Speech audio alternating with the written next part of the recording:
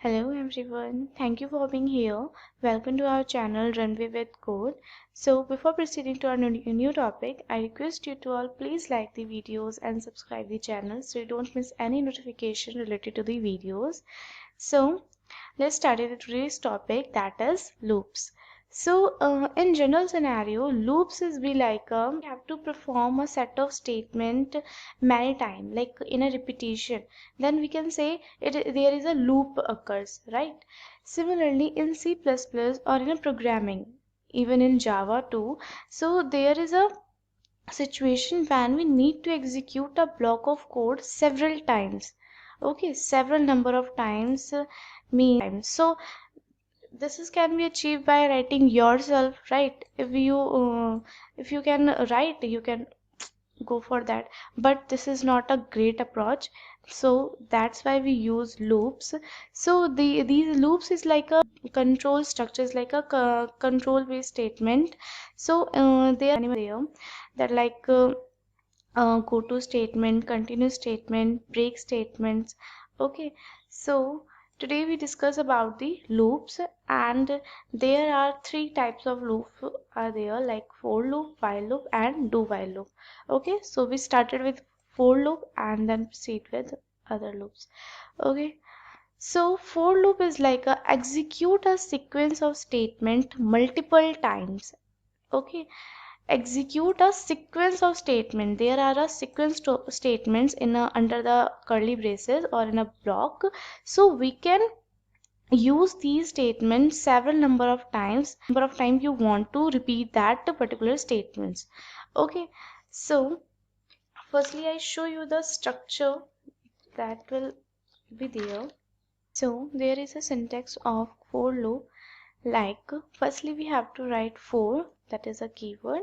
Then init means initialization. Here we define a variable and declare a variable basically. Okay, then condition means we have to print a numbers from 1 to 5. Then there is a condition that here I declare a variable I, then we can say uh, run this set of statement that is under this statement block here under this curly braces. Okay, until I is smaller than or equal to 5. Okay, then here we increment our initialized variable. Okay, so this is the basic syntax of for loop. Now we proceed with our example so that it's more clear. So firstly I save this notes, so if you want these notes you can check for description. Okay, so I put the link of this file in description. So firstly I save this program by program 5 sorry 6.cpp. Okay, so firstly I comment out all these things so you can check it.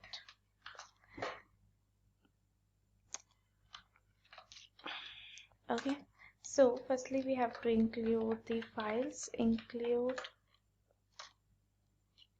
iostream, then our int main, wait, we have to write using namespace std.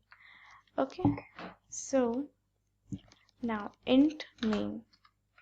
Okay, here this is the basic structure that we always use. Then program part is going to start. So firstly I say firstly I take the number from the user, that how many times the user wants to repeat the loop. Okay, so firstly cout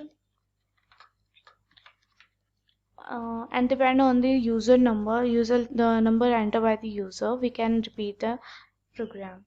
So cout enter the number. Okay, so then cin n, here we have to declare int n. Then for loop, here int I declare a variable int I, integer type of I. okay, and we have to initialize that also. So int I equals to 0, okay. Then I is smaller than, the condition is repeat this for loop till I is smaller than n. We check it, and this is our incrementation, okay.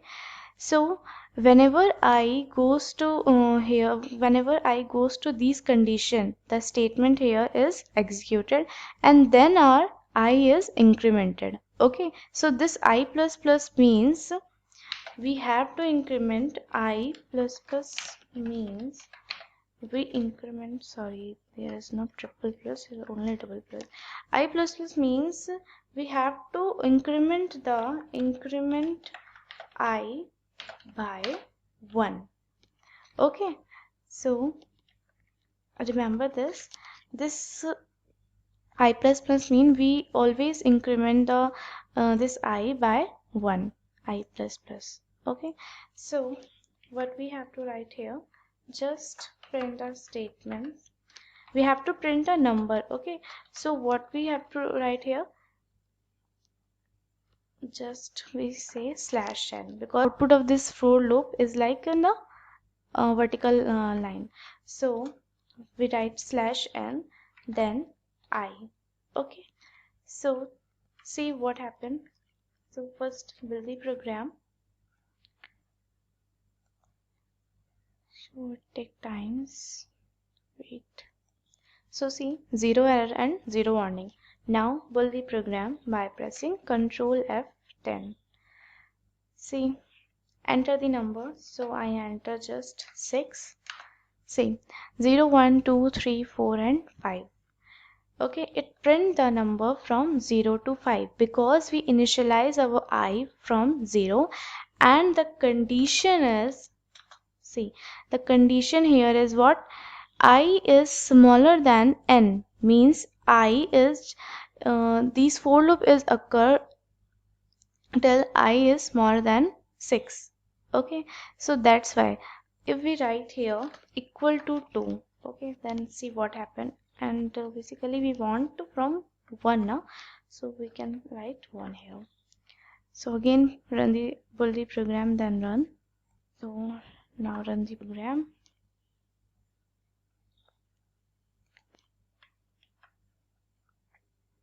See, now again 6. See, 1, 2, 3, 4, 5, 6.